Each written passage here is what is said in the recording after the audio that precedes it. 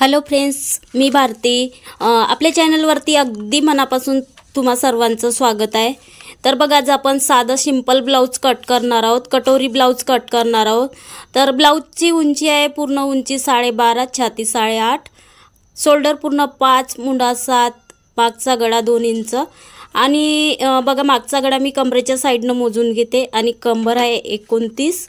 तर पूर्ण कंबर आहे 29। तर बघा, पूर्ण साधा सिंपल ब्लाउज आहे। तर आपण ब्लाउजवर जर कटिंग केलं तर कापड कमी पडू शकतो, कारण 9 इंचाची पण बाई कट करायची आहे आणि कटोरी पण वाढवून घ्यायची असते, तर कापड कमी होऊ शकतो। त्या कारणाने मी कॅनव्हास पेपर घेतलेला आहे। तर बघा, आता कॅनव्हास पेपरवर आपण कटिंग करून व्यवस्थित माप लावून ब्लाउज पीस कट करणार आहोत। तो व्हिडिओ जो आहे तुम्ही तो पूर्ण बघा। आता सगळ्यात अगोदर आपल्याला ब्लाउजची उंची मोजून घ्यायची आहे। तर बघा, उंची आपली 12.5 आहे, तर आपल्याला 1 इंच वाढवून घ्यायची आहे। कोणत्याही ब्लाउजमध्ये आपण 1 इंच वाढवून घेतो। तर बघा, मी इथे 1 इंच वाढवून घेत आहे आणि इथं आता पूर्ण शोल्डर टाकून घेत आहे 5 इंच। तर ह्या ब्लाउजचा डीप गळा आहे, डीप नेक गळा आहे, तर मी इथं 5 इंच पूर्ण शोल्डर घेत आहे आणि इथून आता मुंड्याचा आपल्याला प्रॉपर मुंडा टाकून घेत आहे। बघा, तर 5.5 इंच घेत आहे मी मुंडा। तर 34 साईजचा ब्लाउज आहे, तर इथं 5.5 इंच घेतलं तर परफेक्ट येतो। आता इथून आपल्याला छातीचा चौथा भाग, तर छातीचा चौथा भाग 8.5 इंच। तर 34 साईजचा ब्लाउज आहे, तर मी इथं 8.5 इंच घेत आहे छातीचा चौथा भाग आणि शिलाई मार्जिन 2 इंच। आणि आता स्ट्रेट रेषा आपल्याला आखून घ्यायची आहे। आता बघा, आता मी इथून आपल्याला मुंडा जो आपण घेतलेला आहे तिथून इथं मी 1.25 इंच घेत आहे। तर बघा, 1.25 इंच घेत आहे आणि अर्धा इंच कमी करून इथून मी 1.25 इंच घेत आहे आणि मुंड्याला राऊंड शेप देत आहे।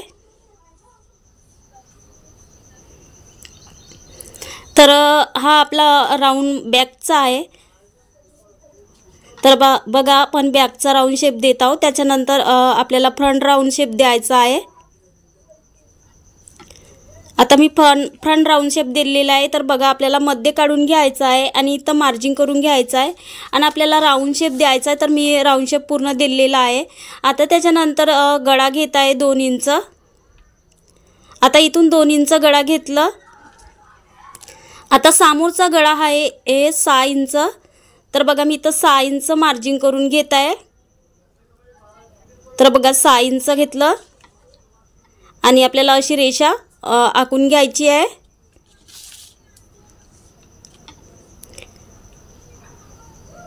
आणि इथून पण 2 इंच। आता बघा, आपण 6 इंच समोरचा गळा घेतला। आता आपल्याला अर्धा गोलाकार मी देत आहे।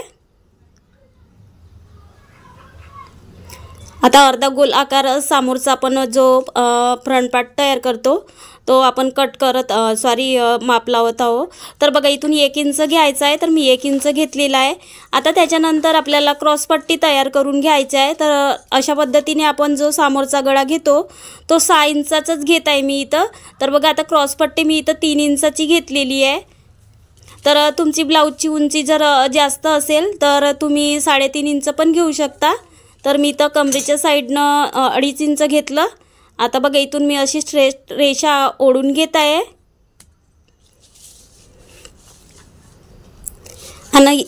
आणि आता आपण क्रॉसपट्टीला आकार देत आहोत। तर बघा, आता पूर्ण आपल्याला टेप लावून घ्यायचा आहे आणि आता आपण जे कटोरीचं माप काढतो तर बघा, असं मध्ये घ्यायचं आहे। तर मी कटोरीचं माप काढून घेत आहे। जर आपल्याकडे मापाचं ब्लाउज असलं तर त्याच्यावरून आपण कटोरीचं माप काढू शकतो, जरी नाही असलं तर आपल्याला असंच माप काढून घ्यायचं आहे। तर मी इथून कटोरीचं पूर्ण माप अर्ध टेप लावून माप काढलेला आहे, तर तसंच माप काढून घ्यायचं आहे। तर बघा, आता इथं आपण 1 इंचावर पॉईंट दिलेला होता, हा आपल्याला क्रॉसमध्ये अशा रेषा आखून घ्यायची आहे। तर बघा, क्रॉसमध्ये आपण रेषा आखून घेतली। आता आपल्याला कटोरीला असा गोल राऊंड शेप असा द्यायचा आहे। तर अगदी परफेक्ट आपली कटोरी तयार होतो, तुम्ही एकदा नक्की ट्राय करा।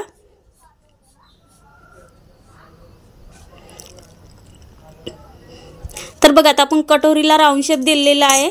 तर आता त्याच्यानंतर आपल्याला क्रॉसपट्टीला इथून असं आकार द्यायचा। वरत आपण 3.5 इंचाची घेतली 3 इंचाची घेतलेली आहे। जर तुमची ब्लाऊजची उंची जास्त असेल तर तुम्ही 3.5 इंच पण घेऊ शकता।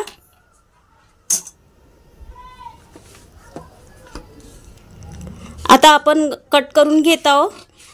तर याच्यामध्ये आपलं फ्रंट पार्ट आणि बॅक पार्ट दोन्ही पण पार्ट तयार होणार आहेत।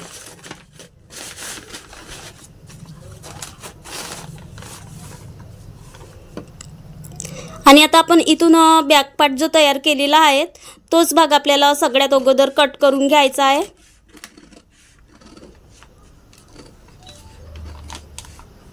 तर बघा मी तोच भाग सगळ्यात अगोदर कट करून घेत आहे। त्याच्यानंतर आपण पूर्ण माप लावून घेतलेली आहेत।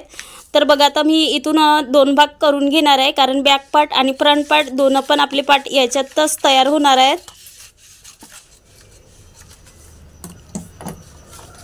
तर बघा आता आपण फ्रंट पार्ट सगळ्यात अगोदर कट करून घेऊ, कारण आपण कटोरी फ्रंट भाग आणि कटोरी क्रॉसपट्टी अगदी व्यवस्थित आपण तयार करून घेतलेली आहे।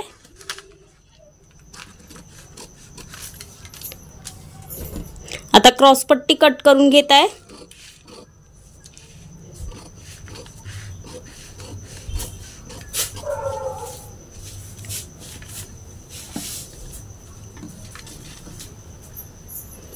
त्याच्यानंतर कटोरी कट करून घ्यायची आहे।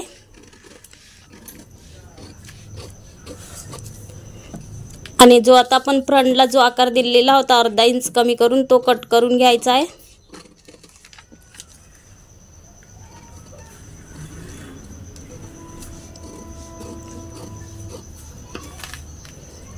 तर बघा आता प्रॉपर असं फ्रंट पार्ट आपलं तयार झालेला आहे, कटोरी आणि क्रॉसपट्टी।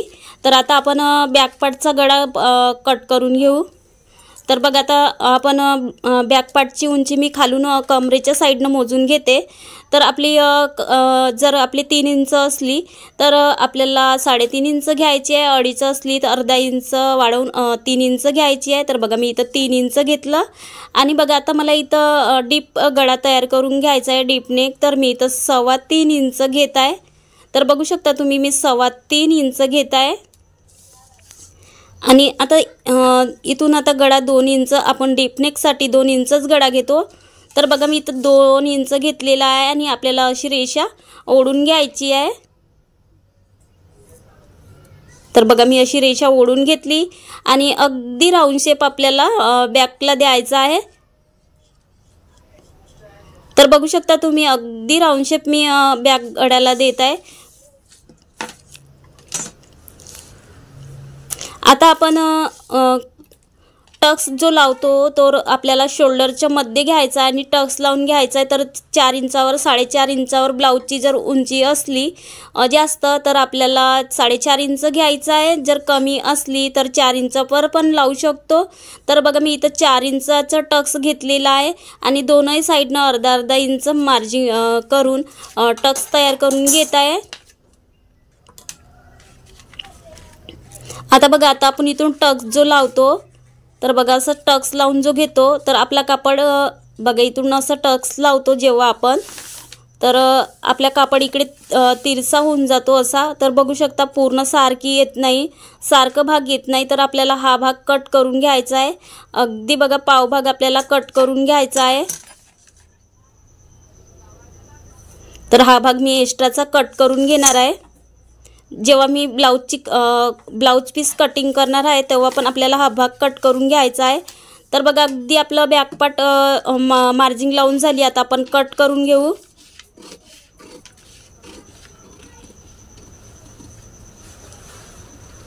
आता अगदी आपण प्रॉपर असे माप लावून कॅनव्हास पेपर कट करून घेतलेला आहे।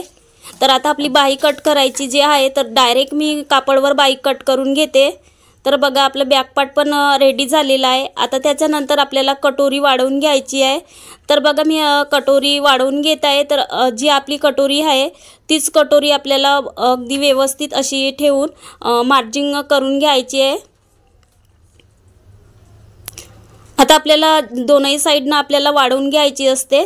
तर दोनही साईडनं आपलं बरोबर पेपर असलं पाहिजे असं आपल्याला मार्जिंग करून घ्यायचं आहे।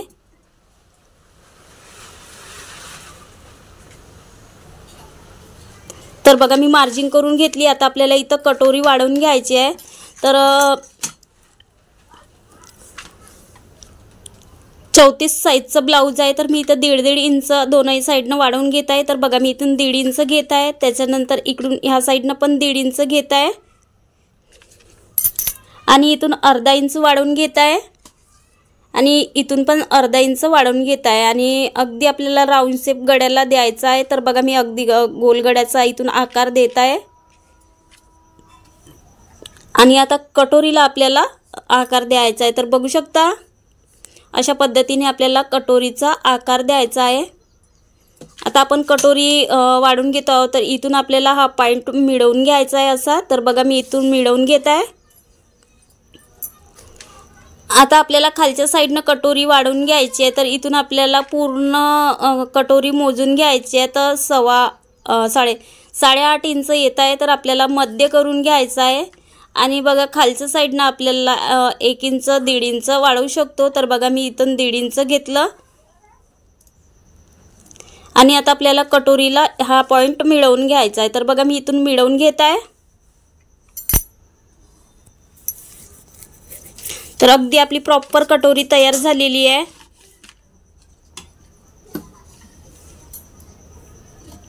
आता आपण कट करून घेत आहोत।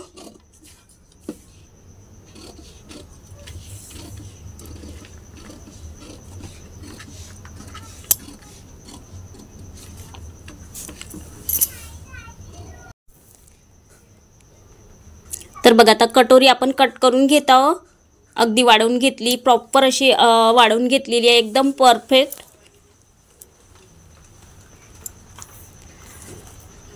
तर बघा आता आपली कटोरी परफेक्ट अशी तयार झाली। आता आपण ब्लाऊजवर जसे आपण पॅटर्न कट केलेले आहेत ते पॅटर्न ठेवून आपल्याला ब्लाऊज पीस कट करून घेणार आहोत। तर बघा तर पूर्ण आपण एक सारखं असं ब्लाऊज पीस जोडून घ्यायचं आहे। तर बघा मी असं जोडून घेतलं एक सारखं ब्लाऊज पीस फोल्ड करून आणि बंद भाग आपल्याकडे ठेवून घेतलेला आहे। आता सगळ्यात अगोदर आपण बॅकपार्ट कट करून घेणार आहोत। तर आपल्याला बॅकपार्ट जो आपण कट केलेला आहे तर तो आपल्याला बरोबर ठेवून इथं मार्जिंग लावून घ्यायची आहे। तर बघा इथं मी प्रॉपर अशी मार्जिंग करून घेत आहे अगदी बरोबर। तर बघा आता आपण मार्जिंग लावून घेतली आणि आता आपण कट करून घेणार आहोत। जर आपण डायरेक्ट जर ब्लाऊज पीसवर कट केलं असतं तर कारण बाईची उंची 9 इंच आहे, तर ब्लाऊजचं कापड कमी झालं असतं, त्या कारणाने आपण पेपर कॅनव्हास कट करून घ्यायचं आहे। जर आपल्याकडे कापड कमी असलं तर आपल्याला पेपरची कटिंग करून घ्यायची आहे। तर बघा आता आपला बॅकपार्ट तयार झाला आहे। आता त्याच्यानंतर आपल्याला जे पॅटर्न जो आपण कट केला आहे फ्रंट भागाचे तो आपल्याला इथं व्यवस्थित अगदी त्या ठिकाणी ॲडजस्ट होत आहे आणि आपला जो कापड आहे तो अगदी क्रॉस पट्टी आणि पायपिंग पट्ट्या कमर पट्ट्या असं सगळं आपलं झालं पाहिजे असं व्यवस्थित आपल्याला कटिंग करून घ्यायची असते। कारण आपलं कापड आपल्याला पायपिंग पट्ट्यामध्ये अगदी कंबर पट्ट्यामध्ये जाणार असतो, तर जिथून आपला कापड उरेल तिथून आपल्याला प्रयत्न करायचे आहे। तर बघा आता आपण कट करून घेत आहोत।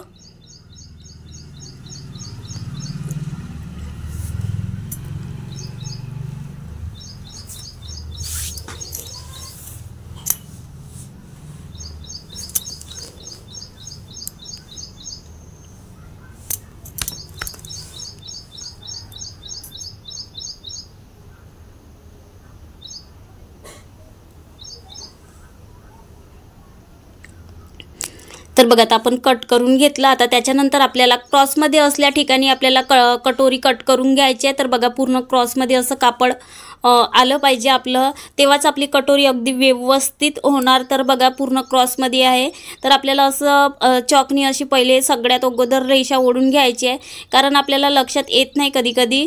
तर बघा हा क्रॉसमध्ये आलेला कापड आहे, तर मी इथं अगदी व्यवस्थित असा ठेवून घेत आहे, कारण आपण कटोरी अगोदरच वाढवून घेतलेली आहे। तर मी इथं कापड अगदी व्यवस्थित असा ठेवून घेत आहे। आता बघा आपण पूर्ण मार्जिंग केली। आता आपण कटोरी कट करून घेऊ।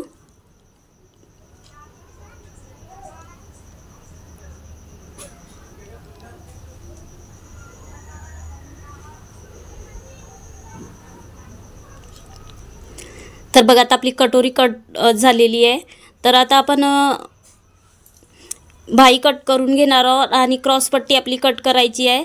तर बघा ह्या कापडमध्ये आपण बाही कट करून घेऊ। तर सगळ्यात अगोदर आपल्याला इथून साधी सिंपल बाही आहे, तर मी इथून 1.5 इंच घेत आहे, कारण आपण जो फोल्ड करतो तेव्हा आपल्याला सिंपल बाही जर असली तर 1.25 इंच आपल्याला फोल्ड करून घ्यावी लागते। तर मी इकडं 1.25 इंच घेतलेला आहे आणि बाहीची उंची आहे 9 इंच। आता इथून आपण कॅप पाईट काढली आणि आता मुंड्याचा भाग आपल्याला 7 इंच आणि आपल्याला मुंड्याचा राऊंड शेप, तर बघू शकता बाहीला असा शेप देत आहे। आणि आता इथून आपण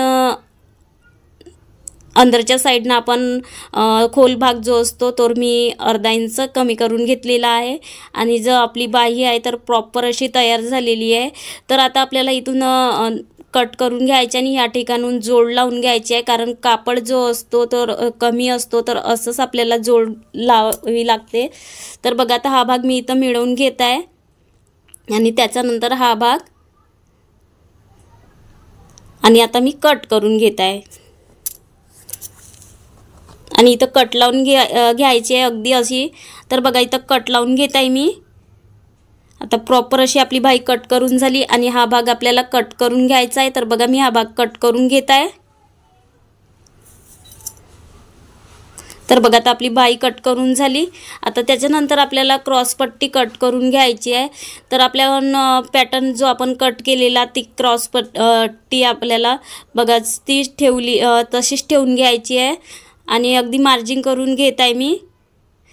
आणि बघा आता थोडी आपल्याला क्रॉस पट्टी वाढवून घ्यायची असते, कारण आपण फ्रंट पार्ट आणि बॅक पार्ट एकसाथ कट केलेलं होतं। तर आपल्याला कारण कटोरी आणि क्रॉस पट्टी जेव्हा जोडून घेतो तर कमी पडते, तर आपल्याला थोडी क्रॉस पट्टी आपल्याला 1/2 इंच वाढवून घ्यायची आहे। तर बघा आता मी वाढवून घेतले आणि पूर्ण पॅटर्न कट झाले। थँक्यू। माझा